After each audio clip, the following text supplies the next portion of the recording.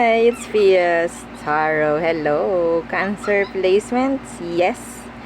General and the person on your mind reading. Oo. Ngayong May po, ha? Oo, yeah. Itong May lang. Itong ating reading na to. Pero syempre, again, before tayo mag-start, kung hindi ka pa nakakapag-subscribe, please do subscribe and hit the notification bell para lagi po tayo maging updated sa mga mangyayari pa lang. And again, kung may tanong po pagdating sa private reading, just message me sa akin pong FB page for more info.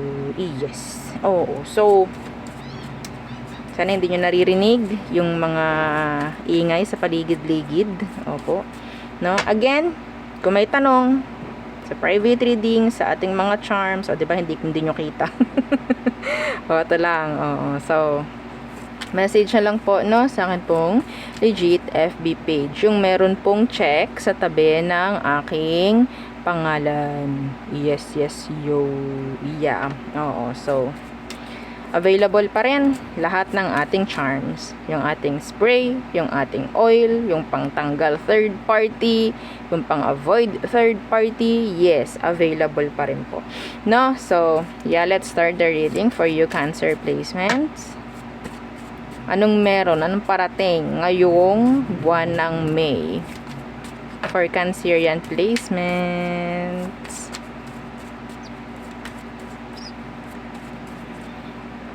Okay. Unexpected income. Okay. What else? Clarify natin later on. Pathway. And let's see. Month of May. Rinig nyo pa rin kaya ako kahit ganito ko kalayo. May. Journey. Iba dito yung iba dito may chance ng travel ngayong May. Wow, parang ano hahabol pa. O, di ba? Pagdating sa bakasyon, pagdating sa yes, di ba? Iba diyan baka pupunta ng beach. Yan, mga ganyang bagay. Okay? Or talaga namang ta-travel lang ng malayo-layo. That's good. That's nice. Okay. Yeah, iba dito sabihin nating hindi ito planado dahil merong darating lang na biglaan ngang pera. So, yes, meron magagastos pagdating doon. Yeah, that's good. Okay, so let's see what's with this unexpected income for Cancerian placements. Okay. Unexpected income for Cancerians. Judgment in the reversed.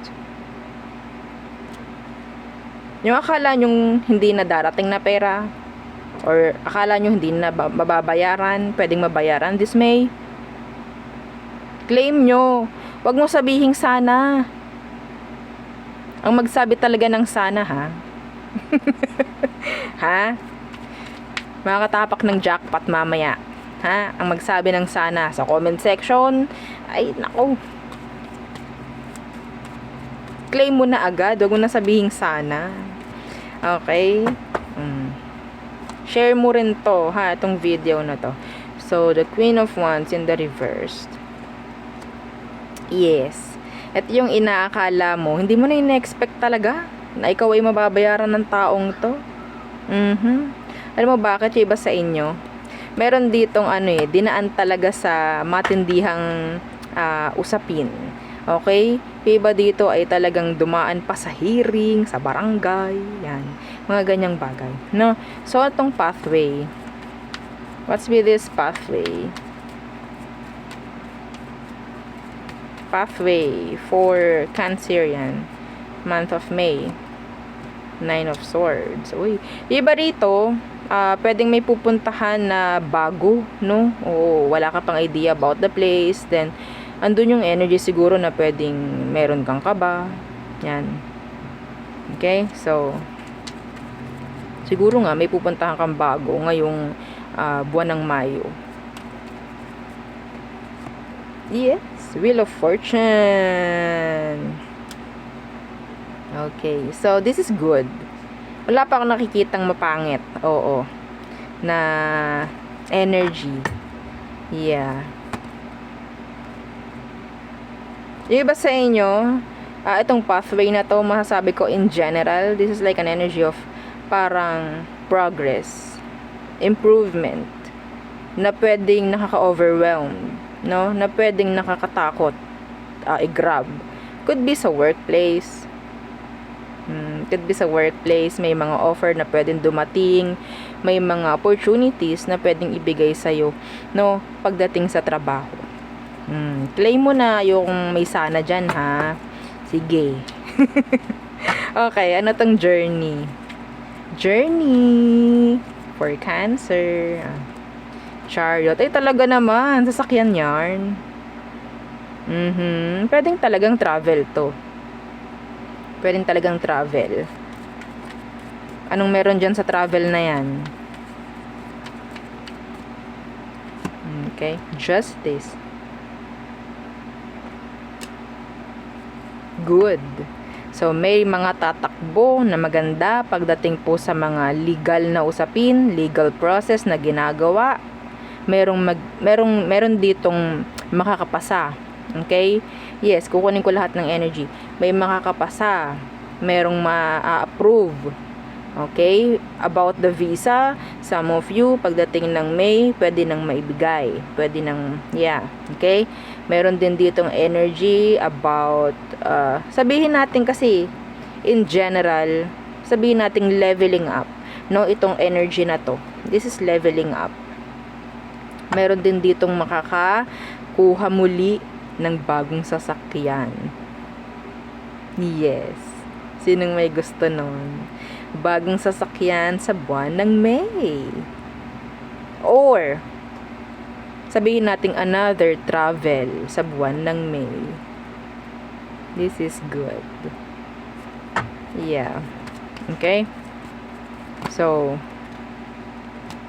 yeah, may nalaglag.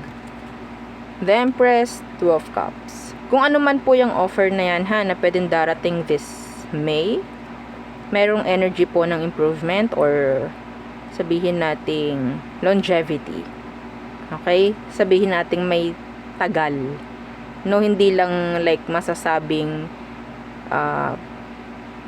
temporary. Hindi siya ganon. It's like, sabihin natin pang permanente rin na mga ganyang bagay. No? So, it's like, yeah, makakatulong sa'yo to kung ano man ang darating na opportunity.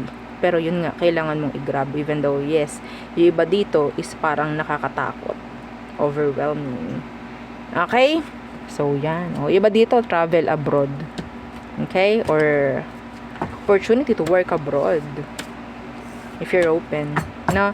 So, meron tayong 27, 35, and number 10. Chararan! O, ayan. Okay? So, there. So, tayo na may tumungo sa iyong person. The person on your mind. Cancer. So, sino ba are? O, tingnan natin. Okay.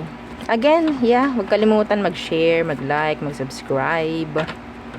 Okay, and sa mga gusto po na maging parte ng subscribers reading, alam nyo ba yun? Oo, every Saturday po yun. Ang way ko ng pag-read doon is like, tawag dyan, parang private o personal reading. And yung gamit kong tarot doon is yung ginagamit ko lang po sa personal na read. Opo, hindi ko ginagamit dito. Okay, so Cancer, the person on your mind. Who is this? Ano ang situation nyo? The Moon. Silence. Sadness. Longing. Mirroring.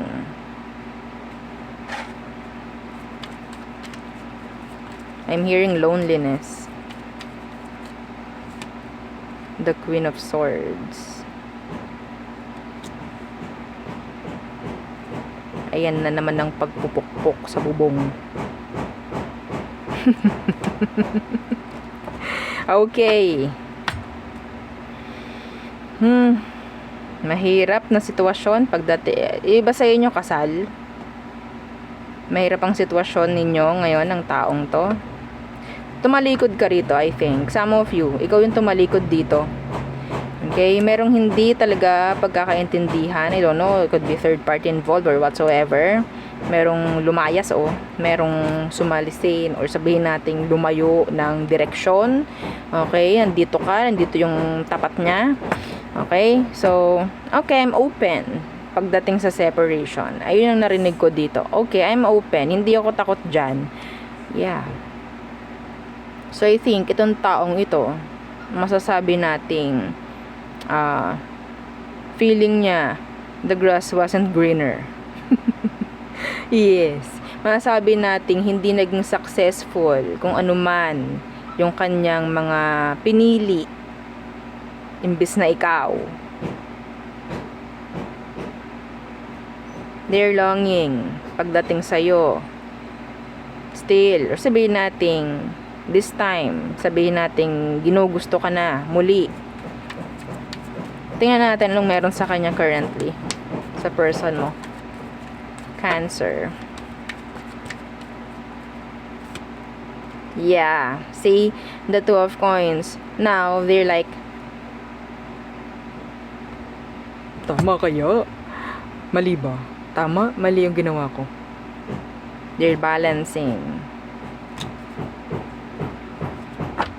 Unsure.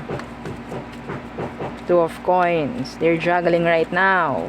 It's like, ano kayang meron sa akin kung nandun pa rin ako kay Cancer? Ano kayang meron sa amin ngayon kung kami is magkausap na ngayon? Mga ganyang bagay. The Two of Coins. Yeah, the Fool. Kabadong kabado 20 itong taong to sa ginawa niya na desisyon. Kabado 20. O sa mga bago dyan, sa mga medyo bagets pa dyan na nakakaintindi nun, kabado 20 yung taong to sa ginawa niyang desisyon ngayon. Sa pag-alis, sa pag-iwan niya sa'yo. Kabado 20. Opo. Para siyang sabihin nating nag-take risk, no, yung person mo. Okay, what is their emotion right now? Let's see their emotion. Oops, the King of Wands in the reversed. And, oops, the Nine of Coins. So, ngayon talaga, itong taong to is like living their life. Oo. To the fullest. Oo, it's like acting single. Yeah, they're acting single.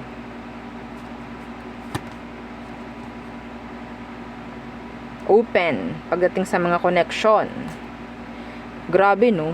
Pwedeng kasal kayo nito pero yeah, para siyang nagpapaka-single ngayon. Alam ng taong to na ang ginawa niya is hindi ganoon kadali and hindi rin ganoon kadali bumalik sa'yo. Yun yung tingin niya. Yes. Okay? Alam niya na ready ka na i-cut off sila, i-reject sila if ever na kailangan. Anong meron pagdating sa next action niya this May?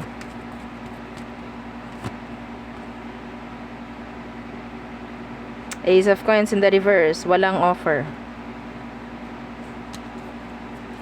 Why? Hindi nga sigurado. Yeah. Mahirap. Ba't ganun? Parang naglalag yung aking video. Mahirap para sa kanya to. Hindi niya kaya to. Kaya't sabihin niyang, naku, mali yung aking ginawa.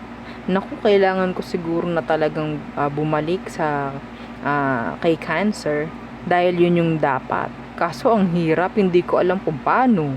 Hindi ko alam kung ano sasabihin ko. Page of Coins in the reverse. Meaning, iba sa kanila may chance na nag-chat na, pero binubura nila ulit. Imbis na i-send, buburahin nila. Yeah, they're silent. Let's see. Ano bang meron pagdating sa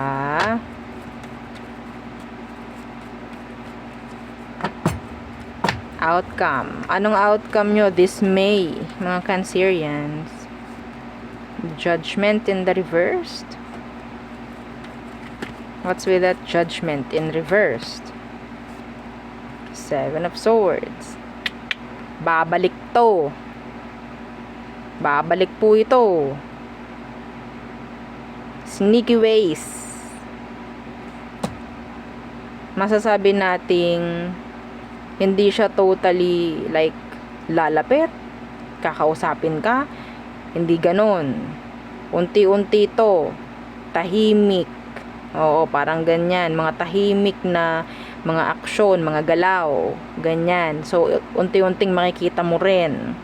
Okay? So, it's like pwedeng mga pahapyaw na mga post na pwede mong makikita sa kanyang FB or what. Okay po. Titingin-tingin sa iyong My Day. Yan. Unti-untiin niya. Pwedeng yun nga, sa ngayon nag-i-stalk tong taong to. I don't care, again, kung binlock mo siya. Okay? Yes. Kung binlock mo siya, hindi mo nga siya nakikita, 'di ba? Kaya ka nandito. Nagtitingin. So, you're stalking. Yes, marami pong paraan kasi, no, yung pag-i-stalk. No, hindi sinabi, yung stalk is sa FB. No, hindi ganon. Okay? That's a verb. Ang pag-i-stalk. Okay po. Oh, so, yan. So, be ready. Yeah, just be ready sa taong to. Meron silang mga, sabihin nating, deceptive ways. Sneaky. Itong taong to eh. No, whether meron niyang mga kakonect na sa ngayon, or kung may kakonect na nga siya sa ngayon, para siyang mag-cheat doon sa kakonect niya. Kasi, they will try na talagang bumalik sa energy mo or sa'yo mismo. Nagkamali siya, alam niya yon. So, ito try ng taong tong bumalik sa'yo. Are you ready? Are you ready? Oo, so yon. So, be careful na lang din. Okay. So, all signs, Aries through Pisces. For you, Cancer placements. Ang hirap talaga, oh. Hindi kita yung iba. Dito, ako lang yung kita. Kaya mas maganda talaga ito lang eh. Kaso bawal. Okay. Bawal na. Okay. Aries. Feeling a missed opportunity. Taurus. Feeling the weight. Yeah. Burden. Yan. Gemini. Si Gemini naiinis na. Yeah. Cancer. They like you. Physically. Attracted. Leo, they're juggler. Virgo. They will take risk. Libra. Hindi malaman ni Libra ang gagawin. Kaya para siyang naiinis na sa sitwasyon. Gusto niya may malaman siya. Something like that. Scorpio, they're detached, cold. Cutting you off. Sagittarius, they're manifesting you. They want communication. Capricorn, there's that ego, pride. Okay? Sa parte nila. Aquarius, they want something like an answer, closure, if ever, clarity. They want clarity. Or maybe some of them, they just want na may release yung sarili nila from the situation. Okay? So, Pisces, gusto nila ng pagkakaintindihan with you. kooperasyon. Yun ang nakukuha ko. So there, yan ang aking reading for you, Cancer placements. Again, please don't forget to like, share, and subscribe, and follow our FB page, and isa nating YouTube channel, nasa description box below. Again, thank you. Goodbye.